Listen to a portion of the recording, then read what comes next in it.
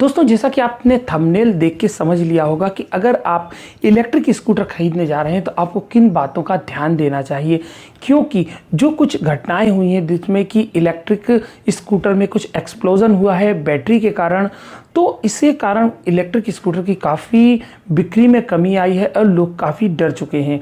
तो ऐसी कंडीशन में हमको किस प्रकार का इलेक्ट्रिक स्कूटर खरीदना चाहिए, और जब आप परचेस करने जाते हैं तो हमको जो स्कूटर का डीलर है उससे कौन कौन सी बातें पूछनी चाहिए और हमको क्या क्या नॉलेज होना चाहिए, इसके बारे में हम आज इस वीडियो में डिस्कस करेंगे।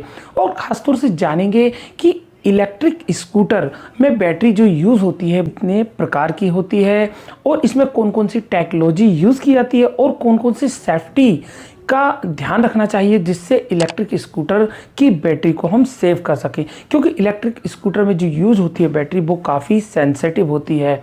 तो दोस्तों, अब हम डिस्कस कर लेते हैं। सबसे पहले मैं आपको बता दूं कि हम मोबाइल में, लैपटॉप में जो भी बैटरी यूज करते हैं वो लिथियम आयन बैटरी होती है। सेम उसी प्रकार से जो स्कूटर में बैटरी यूज होती है वो भी लिथियम आयन बैटरी का यूज किया जाता है। लिथियम आयन बैटरी इसमें एनर्जी स्टोरेज की कैपेसिटी काफ़ी ज़्यादा होती है और इसकी लाइफ भी बहुत ही ज़्यादा होती है, इसलिए हम यहाँ पे लिथियम आयन बैटरी का यूज करते हैं। और इलेक्ट्रिक स्कूटर में मेनली दो टाइप की बैटरियां यूज करते हैं। एक तो लिथियम आयन बैटरी जो मेनली यूज की जाती है, इसके अलावा यहाँ पे लीड एसिड बैटरी का भी यूज किया जाता है। लीड एसिड बैटरी की मेन प्रॉब्लम ये होती है कि इसकी लाइफ कम होती है और इसकी स्टोरेज कैपेसिटी भी कम होती है। स्टोरेज कैपेसिटी कम होने के कारण ये कम डिस्टेंस को ही तय कर पाती है। अगर लिथियम आयन बैटरी 80 किलोमीटर का रेंज देती है, वहाँ पे लीड एसिड बैटरी मात्र 40 से 50 की ही रेंज में आती है, इसलिए ये सबसे बड़ी प्रॉब्लम्स की बात होती है। इसके साथ लिथियम आयन बैटरी में पूरी ऑब्जर्वेशन और मॉनिटरिंग सिस्टम लगा होता है, जिससे कि हम कितने परसेंट चार्ज हो गया है, डिस्चार्ज हो गया है, कितना टेम्परेचर चल रहा है, ये सब हम आसानी से मॉनिटर कर सकते हैं। मेनली लीड एसिड बैटरी में एक्सप्लोजन का खतरा बहुत ही कम होता है, केवल इलेक्ट्रिक शॉर्ट सर्किट हो सकता है लेकिन एक्सप्लोजन नहीं होता है, इसलिए ये तो सेफ है, लेकिन इसके डिसएडवांटेज के कारण हम इसको यूज नहीं करते हैं। दूसरी तरफ लिथियम आयन बैटरी की हम बात करें तो इसमें स्टोरेज कैपेसिटी ज़्यादा होती है, ये काफ़ी लंबा रेंज देती है, लेकिन इसमें एक्सप्लोजिंग होने का या फटने का खतरा बहुत ज़्यादा है। जैसा कि आपने कुछ घटनाओं में देखा होगा कि कुछ मैन्युफैक्चरिंग कंपनी जो काफ़ी रेपुटेड थी उनकी भी इलेक्ट्रिक स्कूटर की जो बैटरीज हैं वो एक्सप्लॉइट हो गई। उसका मेन रीज़न क्या था, इसके बारे में हम डिस्कस कर लेते हैं। सबसे पहले बैटरी टेक्नोलॉजी की बात करें, जहां हम लिथियम आयन बैटरी की टेक्नोलॉजी की बात करें तो इसमें मेनली दो प्रकार की टेक्नोलॉजी यूज़ की जाती है। एक होता है NFC, जो कि निकिल मैग्नीशियम कोबाल्ट यूज किया जाता है और इसकी कैपेसिटी काफ़ी अच्छी होती है, ये फास्ट चार्जिंग होती है और रेंज भी काफ़ी लंबा देती है। उसी तरह हम अगर LFP की बात करें तो लिथियम फेरस और फास्फेट का यूज़ किया जाता है और इस टाइप की बैटरी है, इसकी थर्मल रनवे काफ़ी ज़्यादा होता है, यानी इसमें 260 या 250 डिग्री के ऊपर ही इसमें कोई भी डैमेज हो सकता है या एक्सप्लोजन हो सकता है, और इसकी कैपेसिटी थोड़ा कम होती है और इसके साथ इसकी जो रेंज होती है वो भी थोड़ी कम होती है। ये काफ़ी सेफ होती है और टेस्ला जैसी कंपनी या एथर, बजाज यही टेक्नोलॉजी का यूज़ करते हैं। दूसरा NMC का यूज बहुत सी कंपनियां करती हैं, जैसे ओला वगैरह जो NMC टाइप की बैटरी का यूज़ करती हैं। इसे LFP जो होती है वो काफ़ी सेफ होती है, ये इसमें ब्लास्ट होने का खतरा बहुत ही कम होता है, लेकिन रेंज कम होने के कारण लोग LFP का कम ही यूज करते हैं। दोस्तों, अब हम इसको एक टेक्निकल तरीके से समझ लेते हैं कि ऐसे कौन से कारण हो सकते हैं जिसके कारण बैटरी एक्सप्लॉइट हुई। सबसे पहला मेन रीज़न है जो कि लिथियम आयन बैटरी बहुत सारी सेल्स से मिलकर बनी होती है और इस सेल्स के अंदर एनोड और कैथोड होता है और इसके बीच में एक डिवाइडेशन के लिए सेपरेटर लगा होता है। लेकिन ये सेपरेटर इतना ही चौड़ा होता है या इतना ही मोटा होता है कि इसमें इलेक्ट्रॉन्स और होल्स आपस में पास हो सके, ताकि इसमें एक कनेक्टिविटी बने और बैटरी अपना प्रॉपर फंक्शन कर पाए। लेकिन क्या होता है कि वक्त के साथ हमने बैटरी को बहुत ही कॉम्पैक्ट करना चाहा।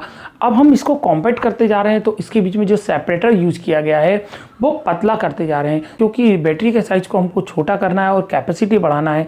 तो हम कैथोड एनोड के साइज को बढ़ाते जा रहे हैं और इसमें जो सेपरेटर यूज किया जाता है उसको हम पतला करते जा रहे हैं, जिसके कारण भी बैटरी बहुत ज़्यादा इसमें एक्सप्लोड होने का खतरा होता है।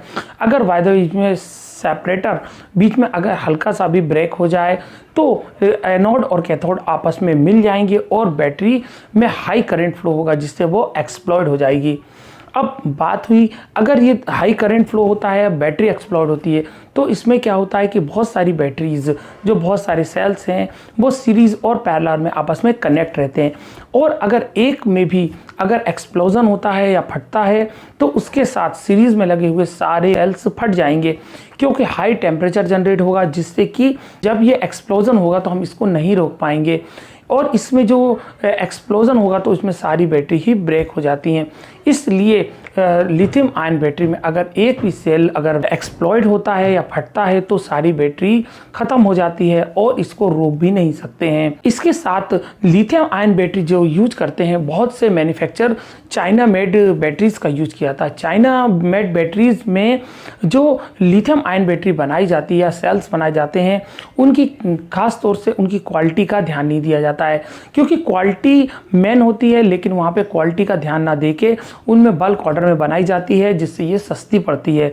और सस्ती होने के कारण इसमें ज़्यादा चांस होते हैं कि ये फट जाए, क्योंकि चाइना की बैटरीज में ही सबसे ज़्यादा डिफ़िकल्टी या प्रॉब्लम्स आई हैं। इसलिए आप सबसे पहले इस चीज़ का ध्यान दें कि अगर इलेक्ट्रिक स्कूटर खरीद रहे हैं तो उसमें जो बैटरी यूज़ हो रही है, ऐसा तो नहीं है उसके पार्ट्स मैक्सिमम चाइना से मंगाए जा रहे हैं।